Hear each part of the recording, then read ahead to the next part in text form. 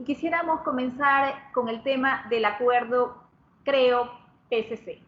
Cuéntenme, ¿por qué el PSC demoró tanto tiempo en tomar una decisión con respecto, primero a sus candidatos o quién iba a lanzar, y después en llegar a un acuerdo con el partido, con el movimiento CREO? Comencemos por eso, abogado. El PSC ganó abrumadoramente las elecciones. Primero, un saludo cordial a ustedes, a quienes escuchan y ven la entrevista. Abrumadoramente las elecciones del año pasado. 45 alcaldes, 15 alcaldes aliados, 8 prefectos. Tiene propuestas muy claras de gobierno. Nosotros tenemos el derecho y la obligación de presentar un candidato. Ese candidato, en este caso fue una candidata, una mujer joven, inteligente, de trayectoria política, sintonizó con el criterio de la gente que quiere una salida de prosperidad y libertad y democracia para el país y que estaba muy preocupada porque la dispersión, al menos entre fuerzas importantes de ese pensamiento, podrían haber tirado al traste con esas metas de progreso, de libertad, etc. Esa propuesta que ella hizo de unión fue aceptada por CREO. Y cuando tuvimos la respuesta positiva de CREO y de Guillermo Lasso, nos reunimos de inmediato a conversar. Y muy rápidamente, en un documento muy simple, que es público, se fijaron los ejes de esa alianza a la que usted se refiere. Cristina Reyes dijo que los renunciamientos y los sacrificios son necesarios, y más en este momento en el que está el país. Con el 6% de preferencia que le daban las encuestas en ese momento, era difícil que ella alcanzara la presidencia de la República o que llegara a una segunda vuelta. ¿Cristina es lo mejor que tiene el PSC en cuanto a candidatos, en cuanto a figuras políticas? El PSC tiene las mejores figuras políticas, sin despreciar a nadie, de muchísimas provincias del Ecuador. Pero a mí no me gustan las especulaciones de lo que pudo ser y no fue. Porque si usted quiere especular, especulemos qué habría pasado si el candidato del PSC era yo. Entonces, no vamos a especular. Vamos a los hechos. Esta alianza tiene un fin constructivo y patriótico. Me dijo Carlos Vera en una entrevista, sin beneficio de inventario. Le dije, no, con un gran beneficio de inventario. El beneficio de inventario es el país. Es sacar de la postración épica de salud económica y financiera a los ecuatorianos y especialmente a los ecuatorianos más pobres. Es lamentable que la democracia es así, yo lo respeto, que existan analistas que piensen que el objetivo del patriotismo tiene que tener precio. Para nosotros no lo tiene. No lo hemos cobrado nunca y no lo vamos a cobrar esta vez. Usted dijo en la entrevista, ya que lo menciona, en la entrevista de Carlos Vera, que usted en su vida ha estado acostumbrado a pedir perdón, no a pedir permiso. ¿Qué le dice hoy usted a los militantes del Partido Social Cristiano por las decisiones que se han tomado? Porque algunos los tomó por sorpresa, porque las decisiones o las conversaciones se dieron en la cúpula. Me referí exclusivamente a mi familia. Yo al Partido Social Cristiano y al país no tengo que decirle nada porque los he servido en orden inverso, primero al país y luego a mi partido, durante 35 años. Y yo no digo que he servido, la gente sabe que he servido. Incluso mis adversarios así lo reconocen. Yo me fui después de 35 años de vida política, encabezando las encuestas para presidente y con una aceptación a mi labor alcaldicia del 86%. Que me honra no por la cantidad, sino porque yo nunca tuve 86% de votación para alcalde. Mi votación promedio fue 65%. Entonces quiere decir que gente que no votó por mí tuvo la nobleza y el sentido común de reconocer que yo había sido un buen alcalde. De manera que ni el país me debe nada a mí, ni yo le debo nada pasado al país. Le debo seguir luchando por él y lo voy a hacer. En cuanto a pedir permiso y pedir perdón, eso tiene que ver con mi familia. El acuerdo con el movimiento CREO no incluye listas conjuntas de candidatos ni puestos en el gobierno en caso de que Guillermo Lasso obviamente llegue a la presidencia de la República en las próximas elecciones. y se ha comprometido a promover la consulta, pero no se ha comprometido a convocarla. Hay una diferencia entre promover y convocarla. ¿Realmente me podría explicar en esa parte cuál es el acuerdo? Claro que le explico eso. Y déjeme decirle lo siguiente. Volver a aclarar un malentendido que no sé a quién se le ocurrió. Nosotros nunca hemos querido listas conjuntas. Y yo pienso que los señores de Creo tampoco. La razón es sencilla. Ambos partidos tienen su territorio y su maquinaria electoral. La nuestra es muy grande y muy importante. Y eso hubiera generado fricciones, de manera que el compromiso es que el candidato presidencial, que Guillermo Lasso, no tiene preferencias, apoya a las dos listas con claridad. Y las dos listas que cada cual lucha por su espacio en forma serena, porque tenemos muchas coincidencias, pero también diferencias, luchan por ellas y apoyan en conjunto al candidato. La consulta no necesita promoción, porque si usted lee las preguntas y lee las transformaciones que implica el sí, es bien difícil que alguien esté en contra de alguna de las preguntas. Convocatoria, no, hay un procedimiento. El procedimiento es entregar a la Corte Constitucional el petitorio, lo que se llama la demanda, que incluye las preguntas, los considerandos y las transformaciones legales que tienen que operar, cosa que iba a ocurrir el lunes que viene, pero ahora va a ser el jueves porque nos cambiaron la cita para ese día, el jueves próximo.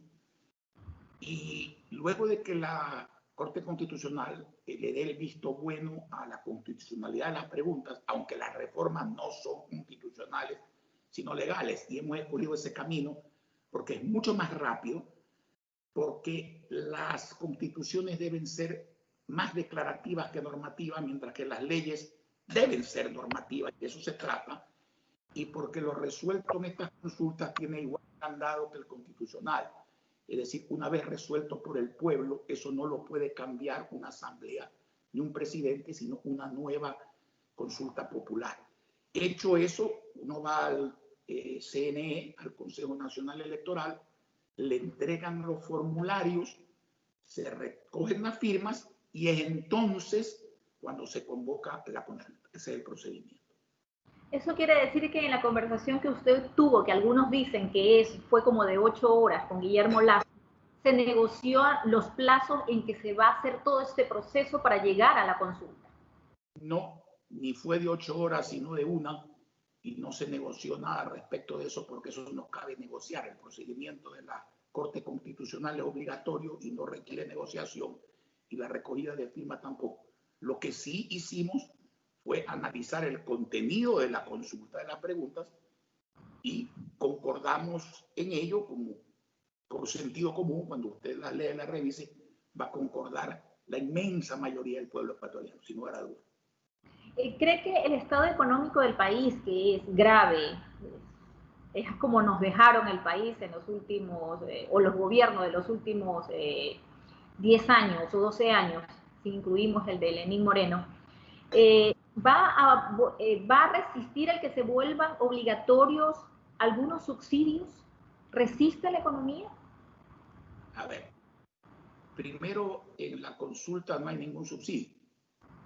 Los subsidios son parte de un plan de gobierno que, en mi modesto criterio, deben suprimirse totalmente para los ricos y los contrabandistas y mantenerse para el agricultor, el ganadero, el pescador pobre, pequeño, mantenerse para los que consumen gas en bombona, que es un mercado pequeño, es el mercado del pobre, y mantenerse por excepción para empresas que por competitividad, para generar empleo y dólares, así lo requieren.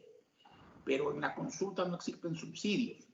En la consulta lo que existen como concepto general es hacer reformas que obliguen al cumplimiento de cosas que constan en las leyes de manera declarativa, pero que no necesariamente obligatoria, que no las cumple nadie.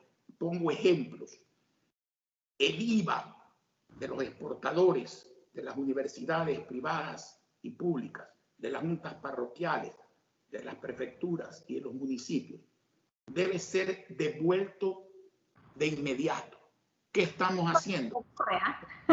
Les deben cientos, por no decir miles de millones del año 2017.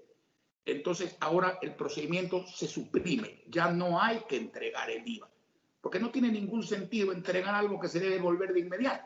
Claro, sí tiene un sentido quedarse con la plata. Ahora no va a ser necesario porque con un simple registro contable eso se soluciona. También está en la ley, por ejemplo, que las rentas que pertenecen a los municipios, consejos provinciales y juntas parroquiales, y digo pertenecen porque la excusa para el retraso en la entrega es que es obvio que no tenemos plata. No. Lo obvio es que se han cogido la plata ajena. Y me explico bien. El gobierno es un mero recaudador de los fondos que por el 21% de ingresos permanentes y 10% de ingresos no permanentes debe entregar a los GATS. El recaudador, que es el gobierno, no puede presentarse ante la masa que le dio la misión de recaudar y decirle, como yo estoy quebrado, es decir, el gobierno central, he resuelto apoderarme de la plata de ustedes. Eso se acaba en la consulta porque el mecanismo cambia, pasa directamente en la cuenta única que no se puede eliminar, desgraciadamente, porque es constitucional, pasa al Banco Central que actúa como custodio, como fideicomisario y lo entrega directamente a los GAT. Funcionarios de finanzas o del Banco Central que no cumpla eso queda cesado en sus funciones ipso iure, es decir, de pleno derecho, sin necesidad de que nadie lo destituya. Hoy día, como no hay sanción y como hay un mecanismo malo, todo el mundo sufre eso. Cuando hablamos de crédito barato, ¿no es cierto?, para el productor pequeño, el productor agrícola, acuícola, ganadero, estamos hablando de un crédito menos caro, más barato que el normal, pero no subsidiado. Cuando hablamos de una entrega gratuita, como se entregan en Guayaquil los textos, las computadoras, es contra el presupuesto financiado. ¿De qué cosas? De cosas que valen muy poco, se lo voy a explicar, y causan mucho bien. Un ganadero pequeño,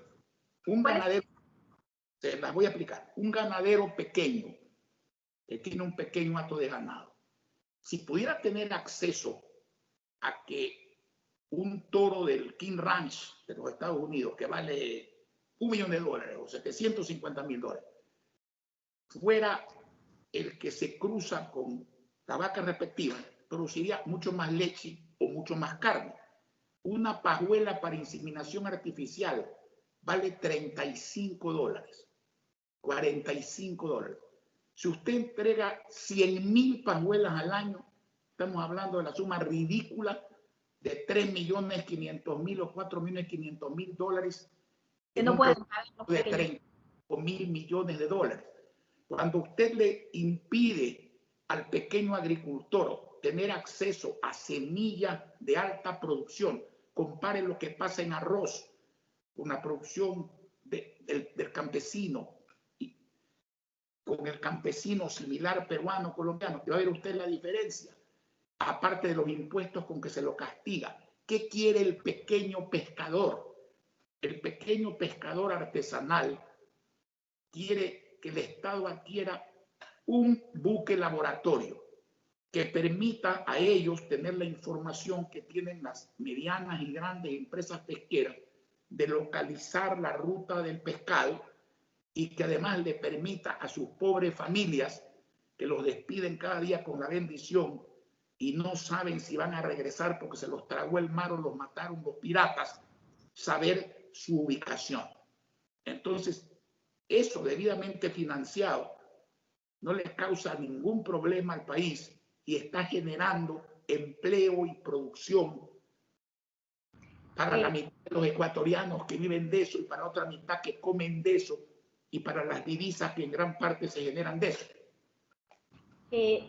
esta consulta, es cierto, la palabra la tiene la Corte Constitucional porque la tiene que viabilizar, pero ¿ustedes han establecido algo del plazo que podría demorar todo esto entre la Corte, recogida de firmas, llegue el proceso, llegará antes de las elecciones? Mire, si las elecciones de segunda vuelta son en mayo, es obvio que hay el tiempo suficiente para que la consulta pueda empatar con las elecciones de mayo. Sería conveniente, por un lado. ¿Por qué lado? Por el lado de que no costaría nada. Ya me voy a referir a eso. Pero no sería conveniente porque podría tomarse como algo político. Y esto no es político. El día que se presente la consulta en la Corte Constitucional, usted no me va a ver a mí, que he venido trabajando en esto 1 año y pico, coordinando con todo el mundo. Pero usted sí va a ver al presidente de la Federación de Ganaderos del Ecuador, al presidente de la Federación de Cámaras de Agricultura del Ecuador, al presidente de la Federación Nacional de Turismo del Ecuador, al presidente de la Federación Nacional de Pescadores Artesanales del Ecuador, al presidente de los artesanos del Ecuador, a los presidentes de las asociaciones de jubilados del Ecuador, a personas afectadas porque la seguridad social aquí, el aporte del ciudadano se ha convertido en un atraco estatal que lo ha convertido, en vez de salud, créditos y pensiones dignas e inversión en la economía para generar crecimiento, empleo y también recaudaciones sin subir tributos, lo ha convertido en un impuesto inútil al salario. Usted va a ver toda esa gente, va a ver alcaldes, va a ver a la presidenta del CONAGOPARE, que es el organismo que agrupa a 700 y pico de presidentes de juntas provinciales. Va a ver al presidente de la Junta de Beneficencia, la que también la han perjudicado. Va a ver al presidente de Solca, al presidente de la Fundación Osvaldo Lor de Manabí, que es conocida por su labor benéfica, que ahora está frustrada porque se le han cogido la plata. Esa es la gente que va a ver. Esta es la primera consulta de iniciativa popular verdadera que se ha hecho en el Ecuador. Esa es la gente que impulsa esta consulta. Y volviendo al tema de ya no consulta, porque eso tengo entendido que es su último legado que le quiere dejar al país. En este momento se están armando los cuadros, las listas para lo que va a ser la inscripción de candidatos en los próximos días.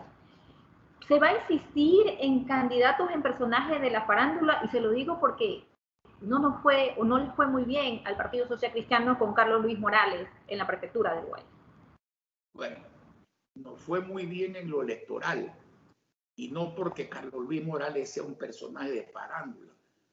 Fue un héroe deportivo del país, de Barcelona, fue un hombre de prensa y una persona que en su actitud era una persona agradable y simpática. Lamentablemente cayó en corrupción. Y cuando alguien cae en corrupción, nosotros hicimos lo que nadie hace en este país. En vez de tratar de tapar, justificar o ignorar la noticia, el primero que salió y dijo, aquí hay un robo, hay culpable y tiene que haber cárcel, fui yo. De manera que no confundamos lo electoral con lo ético, aunque lo ético debe ser definitivamente parte de lo electoral, pero guardando las distancias, ¿no es cierto? Las distancias de todo tipo, pero también las cuantitativas. En la última cena habían 13 personas y uno era el traidor, que era Judas. Entonces nuestro promedio es bastante mejor que ese. Usted tiene 35 años en la política. ¿Piensa retirarse de la vida política después de que se concrete la consulta popular y se hagan los cambios que usted hace poco me ha mencionado? De la vida política electoral ya me retiré definitivamente. He dicho que no volveré a ser candidato a nada ni a ejercer cargo público alguno en ningún gobierno. Si la política es, como yo creo, hacer posible lo mejor para los demás, es decir, servir a la gente, contribuir a transformar su vida para bien y especialmente a los sectores pobres, a los jóvenes que hoy no tienen oportunidad, porque aquí hay muy pocos que entienden que el camino de la educación, y de los negocios tiene que ser transformado, y el emprendimiento vía tecnología y vía innovación, porque esa es una nueva frontera separada del sector privado visto como se lo ve hoy día y separado del cargo público. De eso no voy a retirar nunca hasta que digo mi vida y salud, porque eso es servir. Y es lo que me gusta, construir y servir. Usted dijo que ha desarrollado una repugnancia a la forma como se hace política en el país. Entonces, ¿cómo va a atacar esa forma de hacer política sucia? Usted decía, utilizando las redes sociales y todos los mecanismos tecnológicos que tenemos hoy para desacreditar, para insultar, para hacer todo lo que denigre al otro ser humano. Veo que usted tiene la misma repugnancia que yo y que muchos ecuatorianos, pero tenemos una diferencia. Usted es periodista en ejercicio y tiene que hablar de eso, estar en ese mundo. Yo ya no tengo que aguantarlo. Esa es una de las razones por las que me retiré de la política electoral. 35 años son suficientes. Usted sigue liderando el Partido Social Cristiano, Madera de Guerrero. ¿Cómo están los mandos allí? Después de usted, ¿cuál es su segundo? Mire, a mí la palabra líder no me gusta porque esa se la tienen que otorgar a uno y uno no se tiene que autocalificar de líder. No me gustan los segundos, ni los terceros, ni los cuartos, porque todo el mundo debería tener la obligación de superarse y aspirar a ser primero. En el partido hay muchos liderados, muchos liderados. Y no quiero nombrarlos provincia por miedo de omitir gente, pero cuando usted en 2 meses, como pasó el año pasado, sin ser Jaime Nebot candidato presidencial, logra 8 prefecturas, 4 de ellas en la Sierra y la Amazonía, 4 en la costa, 45 alcaldes, y logra abrumadoramente un discurso de apertura que está sobre los partidos, incluyendo el mío, y de ideología de prosperidad que está sobre las ideologías, incluyendo la extrema derecha estatista y fracasada y la extrema derecha, perdón, sin alma y manchesteriana, y la extrema izquierda estatista y fracasada. Quiere decir que hay liderazgo, pues. Hay liderazgo en las provincias, hay liderazgo en Guayaquil, hay liderazgo en todas partes. No son todos cuantitativamente iguales. No hay partido en el mundo que gane en todas partes todo, ¿no es cierto? Pero, y además, llega un momento en que, no uno, porque yo siempre lo he comprendido, pero otros tienen que comprender que los grandes proyectos no pueden depender de una persona. Los grandes proyectos son metas que no tienen plazo. El único plazo es obtenerlas. El único plazo es la victoria sobre la pobreza, sobre la inmoralidad. Ese es el objetivo de un partido político institucionalizado, como deben ser los partidos políticos en el Ecuador, como deberían ser los partidos políticos en el Ecuador. Si es uno de los partidos tan fuertes, tiene tanto liderazgo en las distintas provincias, ¿por qué no se tuvo en esto a un candidato propio que pudiera estar arriba en las encuestas? No estoy hablando de usted, porque usted tomó la decisión de retirarse antes de que comenzara las primarias, ¿no? Cuando encabezaba todas las encuestas que exhibí el día que me retiré. Pero en fin, ese no es el problema. Mire, la carrera política es como la del ingeniero, la del abogado, la del periodista. Inicia como bachiller ni como profesional. Se inicia yendo a básica, ¿no es cierto? Entonces, ese es el desafío de los jóvenes, tomar esa bandera. Ahora, a mí no me gusta especular. Nosotros somos campañeros y le he puesto como ejemplo lo que sucedió en 60 días el año pasado. Así que cuidado, esa predicción suya no se daba y se daba lo contrario. Lo que pasa es que nosotros somos lo suficientemente responsables. Le vuelvo a decir, el patriotismo es un objetivo que no tiene precio, que no puede las mezquindades. Entonces, ¿de qué se trata aquí? Por un proyecto personal, porque acaba siendo de una persona si usted lo mira de esa naturaleza, de esa manera. Compartir la derrota no de los candidatos, sino del país y de la prosperidad, o se trata de compartir las soluciones para que el país tenga prosperidad. Y nosotros escogimos lo segundo, porque no especulamos, no jugamos a la ruleta con el futuro del Ecuador. Otros sí lo hacen. Veremos cómo les va. El país hasta ahora no ha tenido una mujer presidenta. Ha tenido una mujer presidenta como Rosalía Arteaga, pero por poquísimos días, que a veces uno dice en la historia no cuenta mucho. Hay varias mujeres en su partido. Cynthia Viteri, la alcaldesa de Guayaquil, Susana González, ahora la prefecta del Guayas, la misma Cristina Reyes.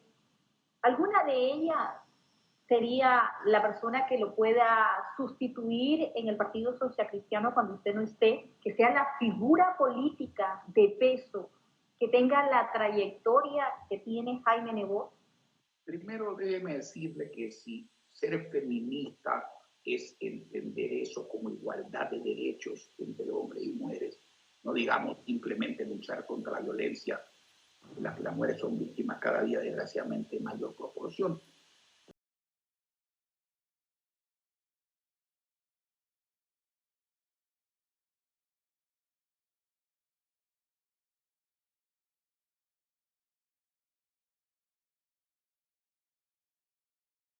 No son las únicas valiosas que pueden ocupar ese lugar. Obviamente se lo tienen que ganar con su trabajo y con la aceptación popular y con su esfuerzo.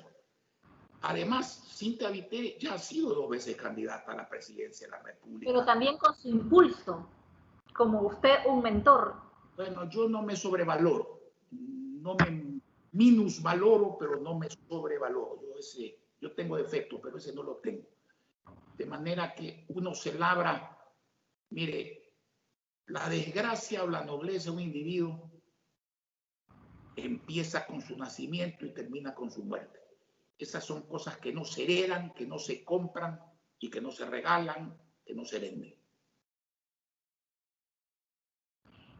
Después de 16 años de 16 meses de administración de Cynthia Viteri, usted que dejó esa alcaldía, ¿usted podría un poco analizar cómo ha visto la administración de Cynthia Viteri y qué cree que esté fallando en Guayaquil o no está fallando nada? Tiene su sello, debe tenerlo, porque es una persona distinta a mí, como yo lo soy, lo fui de León Febres Cordero. Yo estoy satisfecho, en lo personal, con lo que hasta aquí ha sucedido. Pero quien debe juzgar eso no es Jaime Nebot, es el pueblo de Guayaquil.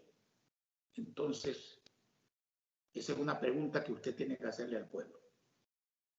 Pero usted también escucha al pueblo en sus recorridos, en sus comunicaciones, Yo creo que Cynthia en la pandemia ha hecho un papel muy importante.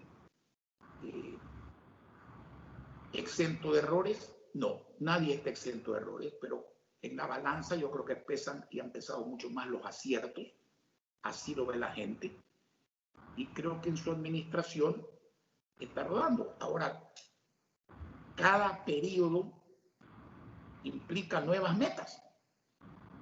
Nuevas metas desde el punto de vista del pueblo que quiere cosas y nuevas metas desde el administrador que impone su sello. Ese es un desafío por el que tiene que responder cada uno. Yo creo que Cynthia va bien y espero con sinceridad que le vaya mejor. Yo el día que le entregué la posta a nombre del pueblo, porque la posta no se la entregué yo, sino que se la entregó el pueblo que votó por ella, le dije algo que he repetido toda la vida. Yo tengo una familia grande. Esos son los ecuatorianos y especialmente los guayaquileños. Lo digo con un regionalismo sano. Yo quiero a mi país, pero evidentemente a mi ciudad le he servido 19 años al pie del cañón. Más allá de que Guayaquil es el crisol de la nacionalidad ecuatoriana, porque aquí están los ecuatorianos de todo el país. Y tengo mi familia personal. Hay gente que le molesta que los hijos lo superen, que quiere ser última gota del diluvio o el principio del diluvio y después, ¿qué diablo? A mí me pasa lo contrario. A mí me agrada que mis hijos en mi familia chica me superen y me agradaría enormemente que quien me ha sucedido en la alcaldía me supere, porque eso le hace bien a mi familia grande. Esa es mi forma de ver las cosas. Usted dijo que jamás votaría por gente que no piensa como ustedes, como usted. No, yo nunca he dicho.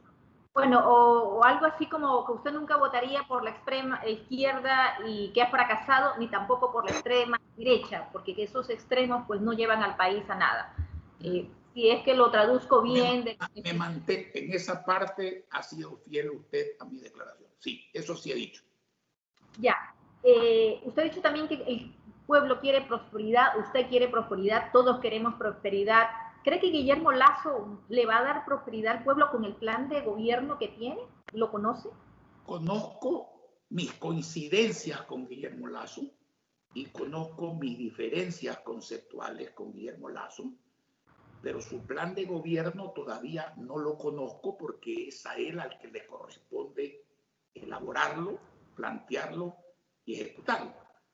Espero que todas nuestras coincidencias estén allí y tiene el derecho a poner algo con lo que nosotros no coincidamos y nosotros el derecho a no estar de acuerdo con eso.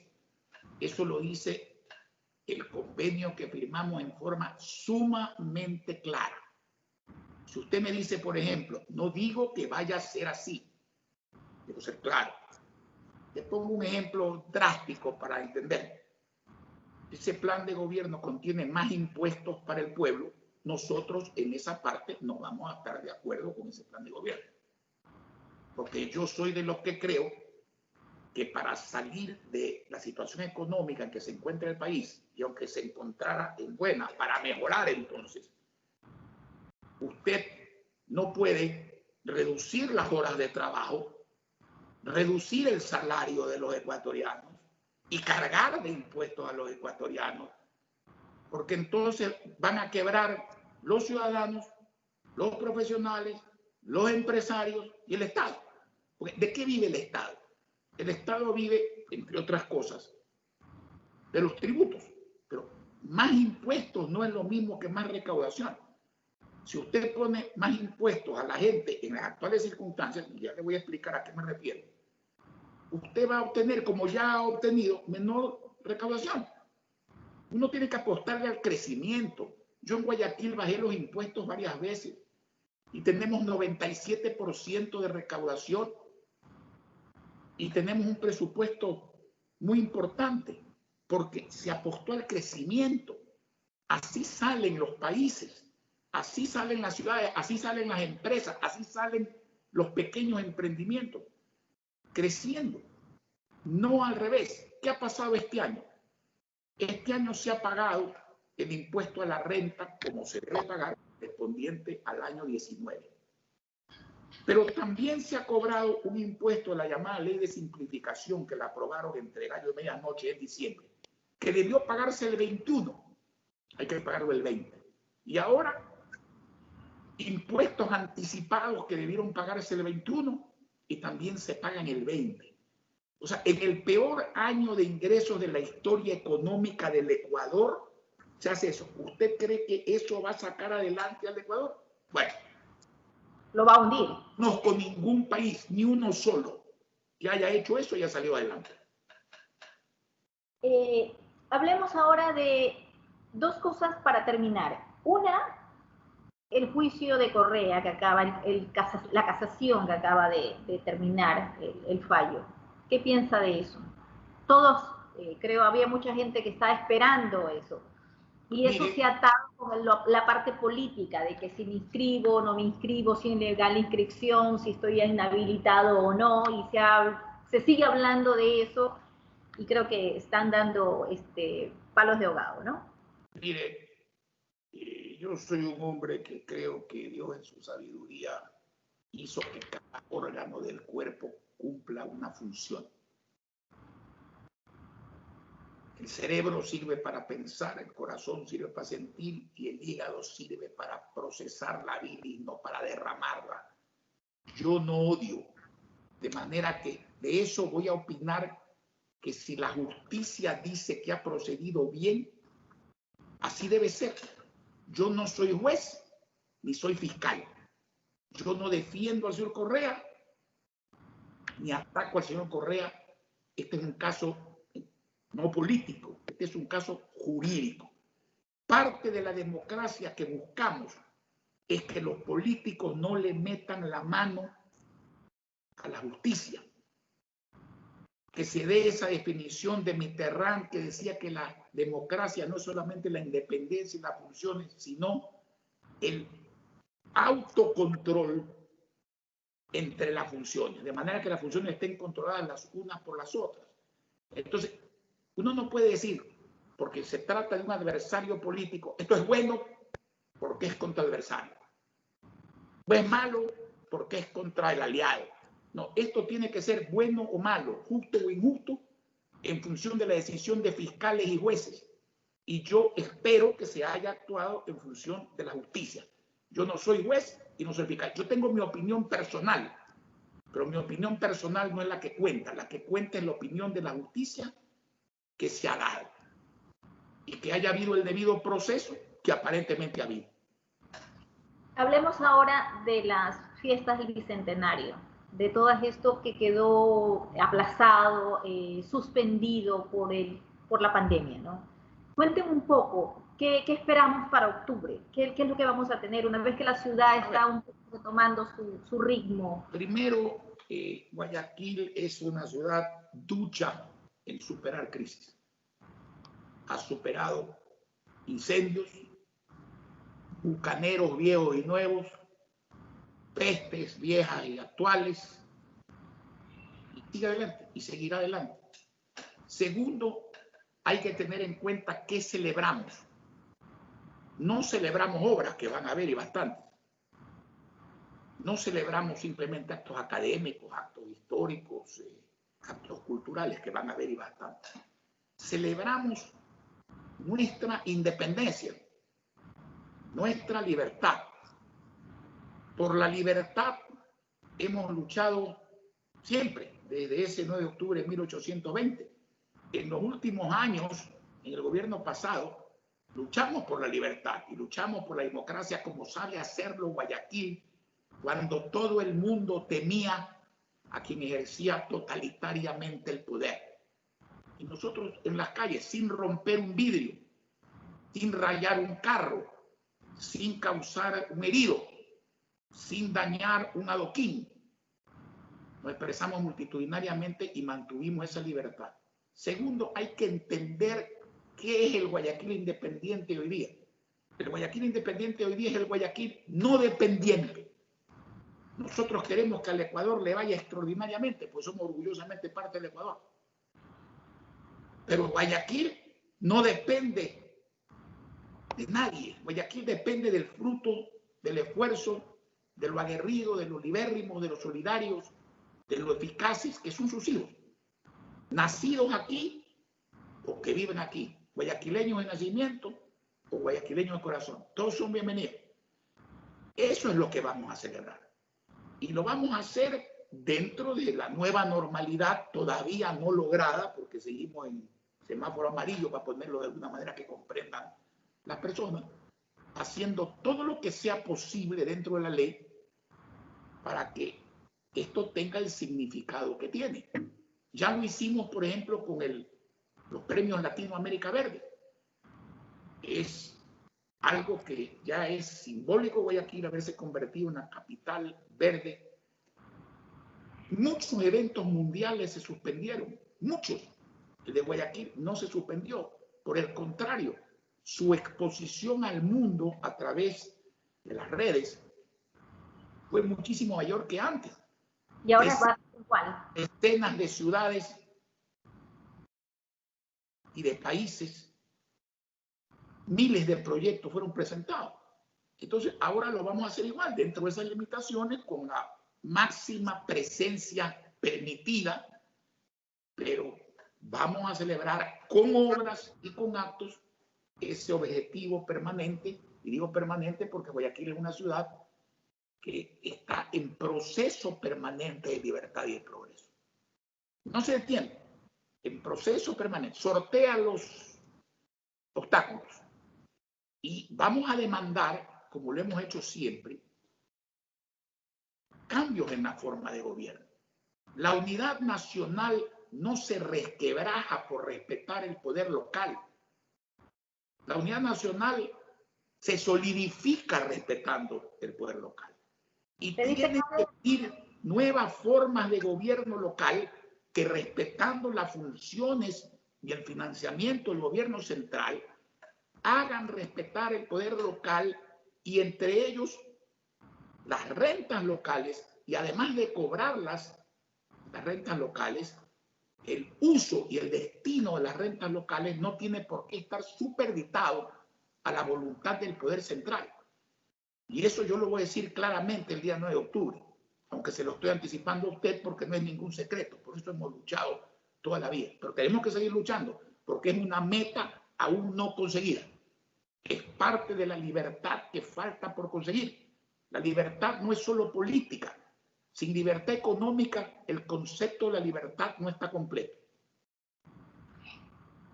Abogado Nebot, muchísimas gracias. No tengo otra pregunta. Si usted quiere agregarme algo más, algo que usted cree o considere de lo que no hemos hablado y que es importante que la ciudadanía lo conozca. Creo que hemos hablado de todo y que no hay que hablar de más. Así que simplemente le agradezco la gentileza de la entrevista.